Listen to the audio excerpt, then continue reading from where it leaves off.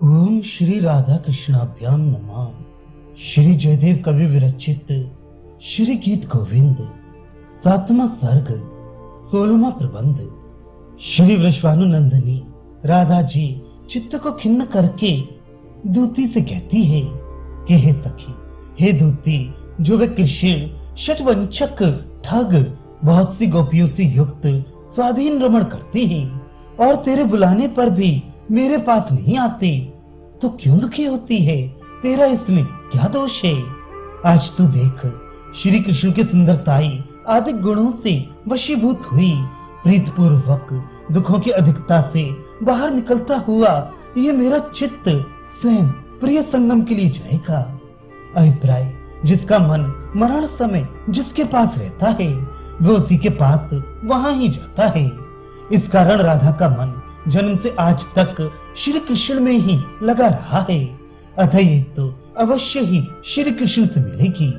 इस कारण ही सखी, यमलोक में श्री कृष्ण के संगमार्थ मेरा मरण हो जाएगा। हे प्यारी, वायु से चंचल कमल तुल्य नेत्र वाले श्री वनमाली ने जिस गोपी के संग कामदेव के लीला से श्रृंगार रस का सुख भोग कर लीला की है, उसको वो कोमल कोमल पत्तों की शैया अवर्णनीय सुख देने वाली है। वह शैया मेरी शैया सम उसे दुखप्रद नहीं है। जो मेरे सदृश अरमिता जिन्होंने रमण नहीं किया, उन्हें तो कोमल से अधिक कोमल पत्तों की शैया संतप्त करती ही होगी। हे सखी, फूले हुए कमल सदृश मुख वाले श्री कृष्ण के संग जिस ब्रजांगना गोपी ने रमण किया है, वो कामदेव से पीड़ित होकर कामदेव के बाण से दो टुकड़े कभी ना होती होगी, और जो मेरे सदृश अरमणी हैं, उनको तो वो कामदेव सहज ही में व्यथित कर टुकड़े टुकड़े करता है।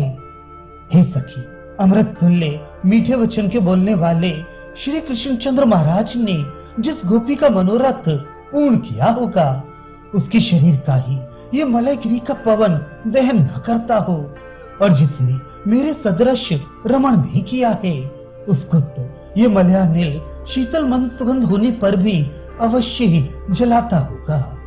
हे सखी, स्थल कमल की भांति हाथ और चरण वाले श्री कृष्ण चंद्र के साथ जिस गोप रमणी ने रमण किया है, वह स्त्री चंद्रमा की शीतल किरणों द्वारा कदापि तपायमान न होती होगी, और जो स्त्री मेरे सदृश अरमणी है, यानी जिन्होंने रमण नहीं किया, उनके हृदय को हिम गर्भित होने पर भी चंद्रमा की किरणों से वो अवश्य तपती होंगी। हे सखी, जल सहित मेघ के तुल्य मनोहर श्री कृष्ण जी के संग जिस गोपी ने रमण किया है, उस गोपी का हृदय विरह आदि क्लेशों से दो टुकड़े नहीं होता होगा, और जिसने मेरे सदृश रमण नहीं किया, उसका तो हृदय अवश्य ही दो टुकड़े हो जाएगा। हे सखी, जिस गोपी ने आज पवित्र स्वर्ण वर्ण पीतांबरधारी नारायण हरि के संग कामदेव से वशीभूत होकर रति प्रसंग किया है, वह अपने मन में अहंकार को प्राप्त होकर किसी की भी ओर नहीं देखती होगी, और मेरे सदृश स्वजन के तिरस्कार से नहीं डरती होगी।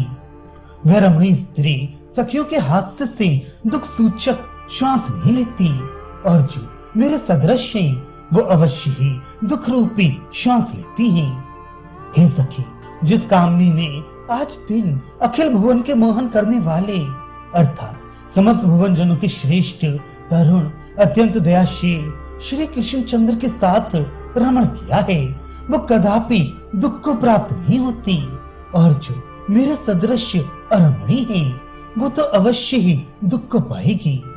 श्री जयदेव के कहे हुए इस वचन से भक्तों के हृदय में हे हरि प्रवेश करो, कि जिस हरि के कमल चरणों के प्रवेश से हृदयगत पाप नष्ट हो जाएं। हे मदन सखा चंदन वायु, आप दक्षिण देश से आ रहे हो, मेरे ऊपर प्रसन्न हो।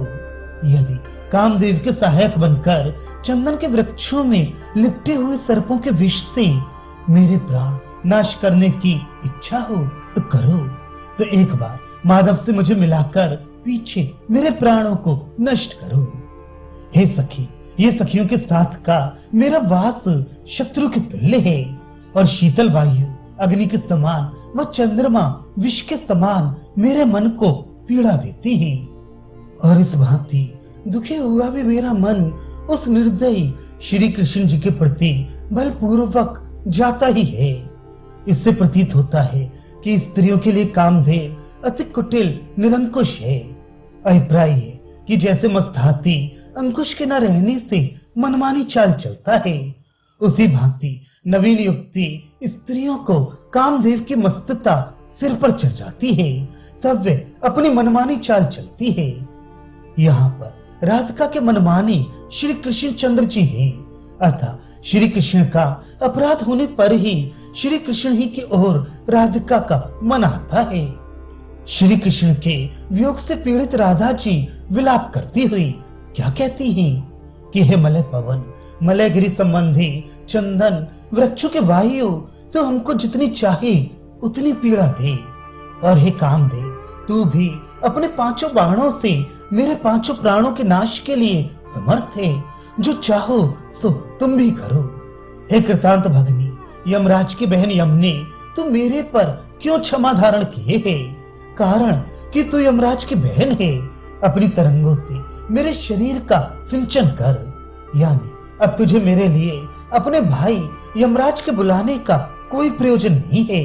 तेरे सिंचन से ही सदैव के लिए मेरे संताप दूर हो जाएंगे। अभिप्राय है कि हे यमने, अपने जल में मुझे डुबा ले, परंतु अब मैं प्राणों के रहते घर नहीं जाऊंगी। कारण कि श्री कृष्ण के बिना मेरा मरण ही श्रेष्ठ है। श्री कविवर जयदेव जी कहते हैं कि अत्यंत हर्ष को प्राप्त होते हुए इंद्रादि देव गणों ने नीलमणि जड़ित मुकुटों को श्री कृष्ण चंद्र के चरण कमलों में सादर नवाया। इसी कारण श्री कृष्ण के चरणार विंद काले कमल की भांति दिखती हैं।